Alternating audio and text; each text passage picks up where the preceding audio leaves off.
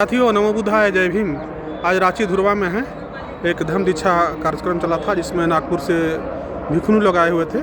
तो मैं इन्हीं लोगों से पूछना चाहता हूँ कि क्या संदेश देना चाहते हैं और भी चाहते हैं भारत को बौद्धमय बनाना, बाबा साहब का भारत बनाना चाहते हैं।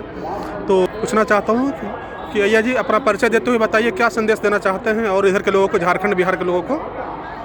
मैं नागपुर से हूँ, मेरा नाम है भिखुनी धम्मसुधा। हम चाहते हैं कि घर घर में पंचशील का आचरण होना चाहिए और शील पालन करना चाहिए और बुद्ध एंड उनका धम्म ये पढ़ना चाहिए जी। इस तरह से हम सभी लोगों को, झारखंड वाले लोगों को संदेश देते हैं। जी जी। हाँ अय्या जी, आप बताएं, ये तो बुद्ध का ही धरती है लेकिन यही पिछड़ा हुआ है और आप लोग नागपुर से आए हैं, बहुत हम लोग के शर्म की बात है। तो बताइए आप।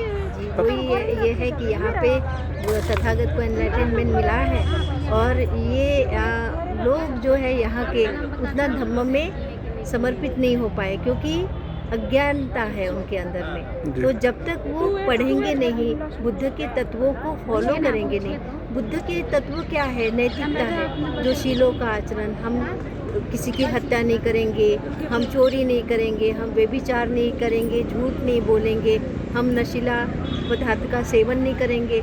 तथागत ने अलग अलग तरीके से दुख से मुक्ति का मार्ग हमें बताया है, जो आर्य अष्टांगिक मार्ग है। अगर हम उस पर चलते हैं तो ज़रूर हम इस भव चक्र से निकलेंगे, ये दुख से मुक्त हो जाएंगे।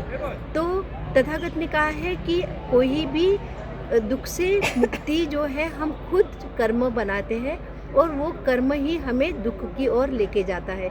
इसलिए अष्टांगिक मार्ग बताया है, बहुत सारा पारमितास बताई है तथागत ने। उपोषद का पालन करने के लिए कहा है कि हम जो है 4 उपोषद एटलीस्ट करते हैं तो ज़रूर हम भूख पे भी कंट्रोल करते हैं, हमारा जो गहने हैं उनमें आसक्ति नहीं रहती है, ऊंचा आसन पे नहीं बैठना है, माला गंध विलेपन धारणा, ये जो भी श्रृंगार की चीज़ें हैं, जो भी एंटरटेन करती है, ये सब जो है वो दुख का ही तो कारण है ना। तो ये सब अब आप पढ़ेंगे तभी आप जो है बुद्ध के शरण में जाएंगे और खुद का मंगल करेंगे। साधु परिचय अपना देते हैं अय्या जी। जी, मैं नागपुर से हूँ, मेरा नाम मेहता चित्ता है। आप अय्या जी, आप भी कुछ संदेश दें। नमो बुद्धाय, जय भीम। मेरा नाम है भिखुनी धम्म करुणा, मुंबई से बिलोंग करती हूँ। यहाँ पे धम्म दीक्षा के प्रोग्राम के लिए आए हैं, मुझे बहुत खुशी भी हुई है। फिर भी संदेश देना चाहती हूँ कि बाबा साहब ने समर्पण बताया है कि हमें समर्पित होना है बुद्ध धम्म के प्रति और हमें त्याग की भावना भी आनी है, क्योंकि त्याग की भावना माने हमें उपासक बनाती है। तो आचरण ही हमारे धम्म की ओर लेके जाएगा। तो हमें समर्पण और त्याग दोनों को हमारे साथ लेना है और धम्म का आचरण करते करते हमें बुद्ध को जीवित रखना है, बुद्ध धम्म को आगे बढ़ाना है। यही मैं संदेश देंगी। नमो बुद्धाय, जय भीम। हाँ, तो भिखु सर हैं, इनसे अपना परिचय देते हुए सर बताएं क्या संदेश देंगे। हम लोग तो बुद्ध की भूमि से ही हैं लेकिन इधर ही पिछड़ा हुआ है और नागपुर से भिखुनी लोग आकर के हम लोग को शिक्षा दे रहे हैं। तो सर बताएं लोगों को। नमो बुद्धाय, मेरा नाम भिखु डॉक्टर राहुल रत्न है। मैं बेसिकली बोधगया से हूँ। बुद्ध की भूमि, जी बिल्कुल। यहाँ के जो निवासी हैं, झारखंड के जो निवासी हैं, अपने आप को ये ना समझें कि हम बहुत पिछड़े हैं। यदि हम देखते हैं बिहार और झारखंड को यदि अलग करके ना देखें तो यहाँ से करीब 100 किलोमीटर दूर या 120 किलोमीटर दूर का ये इटखोरी एक जगह है जहाँ बुद्ध की प्रतिमा, बुद्ध के समय का अवशेष, उनके जो भिक्षु थे उनका अवशेष मिला है, जिसको अभी झारखंड सरकार की तरफ से वहाँ हर साल एक इटखोरी महोत्सव भी मनाया जाता है। वहाँ में बौद्धों के लिए एक बड़ा सा जगह भी आवंटित किया गया है जहाँ में धम्मचक्र बनना है, लाइब्रेरी बनना है, स्तूप बनना है।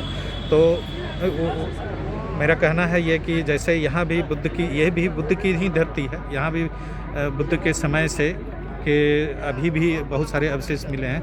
इटखोरी हुआ, बहोरनपुर हुआ, ये गोला हुआ, इन सब जगहों पर 2500 साल पुराना, अशोक के समय का मतलब 2000 साल पुराना, इसके बाद गुप्त काल का 1400-1500 साल पुराना, 1800 साल पुराना वहाँ हमें अवशेष मिलता है। तो हमें ज़रूरत है कि अपने आप को पहचानें और इस चीज़ को हम आगे बढ़ाएं और इस चीज़ को आगे बढ़ाने के लिए हमें सबको एक साथ लेकर के चलने की आवश्यकता है। और एक दूसरे से मिल कर रहे हैं, जान पहचान, और उस चीज़ को जो बुद्ध के बारे में जानते हैं, धम्म के बारे में, उससे धम्म की शिक्षा लेते रहें, सुनते रहें। यही हमारा आगे का कार्यक्रम है। चलिए, बहुत बहुत साधुवाद सर।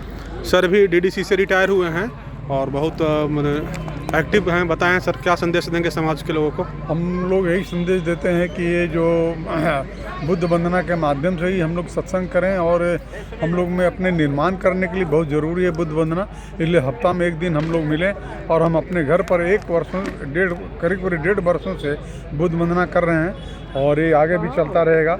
और इसी के माध्यम से हम लोग महात्मा बुद्ध के संदेशों को अपने अंदर उतार सकते हैं। मेरा इतने ही। क्या सर का परिचय बताएं अपना? सर, मेरा मदन लाल दास नाम है, और हम डीडीसी रिटायर्ड डीडीसी हैं, हिनू में रहते हैं। चलिए, बहुत बहुत साधुवाद सर।